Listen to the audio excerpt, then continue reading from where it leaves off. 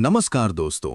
क्या आपके पोर्टफोलियो में बैंक ऑफ महाराष्ट्र का शेयर है और क्या आप भी सोच रहे हैं कि पीएसयू बैंक्स की इस जबरदस्त रेस में ये बैंक असल में कैसा परफॉर्म कर रहा है? क्या बैंक की ग्रोथ सिर्फ एक बुलबुला है या इसके पीछे कोई ठोस बुनियाद है? निवेशक अक्सर हेडलाइंस देखकर कंफ्यूज्ड हो जाते हैं। आज हम हवाई बातें नहीं करेंगे। आज हम बैंक ऑफ महाराष्ट्र के बिजनेस मॉडल और Q3 रिजल्ट्स का डीएनए टेस्ट करेंगे। हम जानेंगे कि आखिर बैंक के पास पैसा कहां से आ रहा है और एसेट क्वालिटी का असली सच क्या है। और हाँ, इस वीडियो में हम उन सभी जरूरी फंडामेंटल बैंकिंग रेशियोज को आसान भाषा में समझेंगे जो इस बैंक की सेहत का असली राज खोलते हैं। तो अंत तक बने रहिएगा क्योंकि ये एनालिसिस आपकी आंखें खोल देगा। चैप्टर 1, बिजनेस मॉडल, ये करती क्या है? सबसे पहले इसकी नींव समझते हैं। किसी भी बैंक की तरह इसका बिजनेस मॉडल दो पिलर्स पर टिका है। Number 1, deposits. ये इनका रॉ मटेरियल है। आम जनता और कॉरपोरेट्स जो पैसा सेविंग, करंट अकाउंट या एफडी में रखते हैं। बैंक के पास अभी 2,88,866 करोड़ रुपए के टोटल डिपॉजिट्स हैं। Number 2, advances.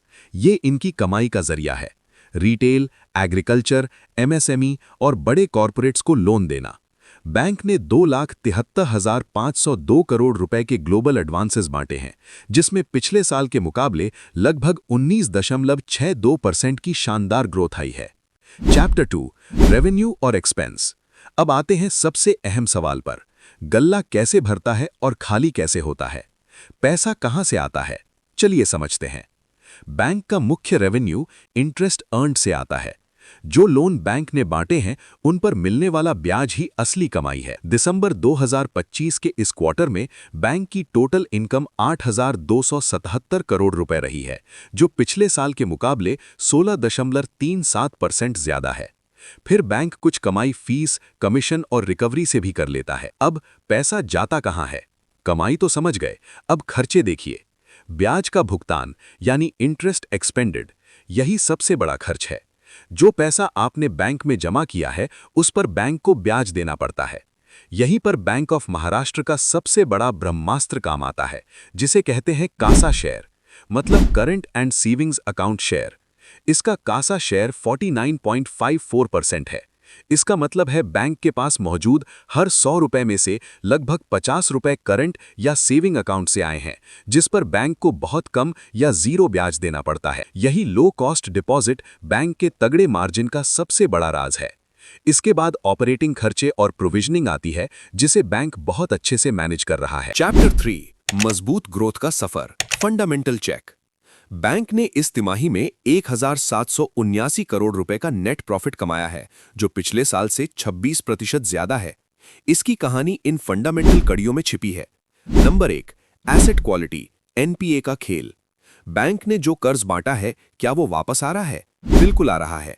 बैंक का ग्रॉस एनपीए घटकर सिर्फ 1.63% रह गया है और नेट एनपीए तो सिर्फ 0.20% है। यानी बैंक का पैसा डूबने का रिस्क बहुत कम हो चुका है। नंबर 2, एमएसएमई पोर्टफोलियो का सच। कई लोगों को लगता है कि एमएसएमई लोन रिस्की होते हैं। बैंक ने बताया है कि आरबीआई ट्रेड रिलीफ के तहत उनके केवल 66 बोरोवर्स हैं, जिनका टोटल अमाउंट 671 करोड़ रुपए है। ये उनके टोटल एमएसएमई पोर्टफोलियो का सिर्फ 1.31% है, यानी रिस्क पूरी तरह कंट्रोल्ड है। नंबर 3, ऑपरेटिंग प्रॉफिट में उछाल। कम कासा लागत और अच्छी रिकवरी के कारण बैंक का ऑपरेटिंग प्रॉफिट 18.78% बढ़कर 2,736 करोड़ रुपए हो गया है, यानी कोर बिजनेस बहुत सॉलिड चल रहा है। चैप्टर 4, फ्यूचर आउटलुक और जरूरी अपडेट्स। इतने शानदार नंबर्स के बाद आगे क्या? मैनेजमेंट क्या कर रहा है? आइए देखते हैं कुछ जरूरी अपडेट्स जो इन्वेस्टर्स को पता होने चाहिए।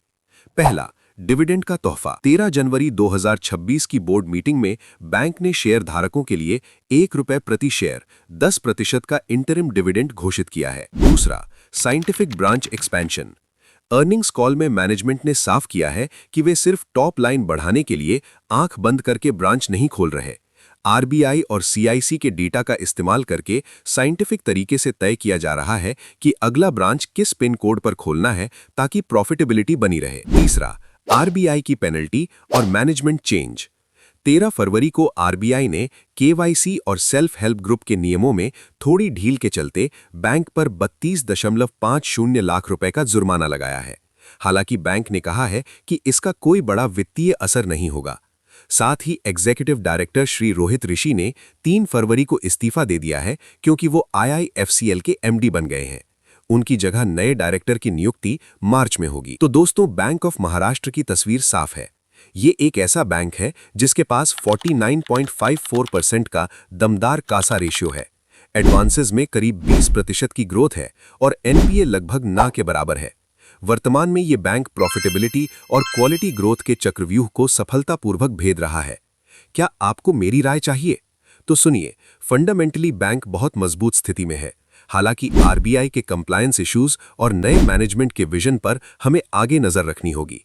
ये एनालिसिस आपको कैसा लगा, कमेंट में बताएं। हमें लाइक और सब्सक्राइब जरूर करें। जय हिंद। ये वीडियो मात्र एजुकेशनल पर्पस के लिए है और अपने वित्तीय सलाहकारों से बात करके ही कोई कदम उठाएं।